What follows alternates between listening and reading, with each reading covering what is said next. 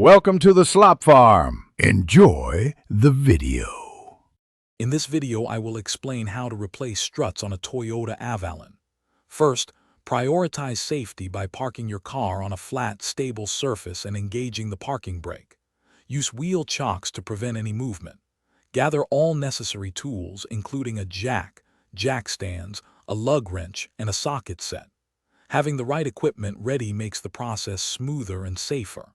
Remember, proper preparation is key to a successful repair.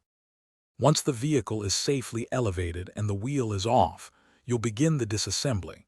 Carefully disconnect any brake lines or ABS sensor wires attached to the strut assembly.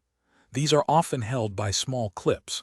Next, unbolt the lower strut mounting bolts from the steering knuckle. Finally, access the engine bay to remove the upper strut mount nuts. Take your time with each step to avoid damaging components. Now it's time to install your new strut assembly. Carefully guide the new strut into position, aligning the upper mounting studs with the holes in the chassis. Then, align the lower mounting holes with the steering knuckle. Hand tighten all nuts and bolts first. Once everything is in place, use a torque wrench to tighten all fasteners to the manufacturer's specified torque settings. Reconnect any brake lines or sensor wires you detached earlier. After installing the new struts, lower your Toyota Avalon carefully.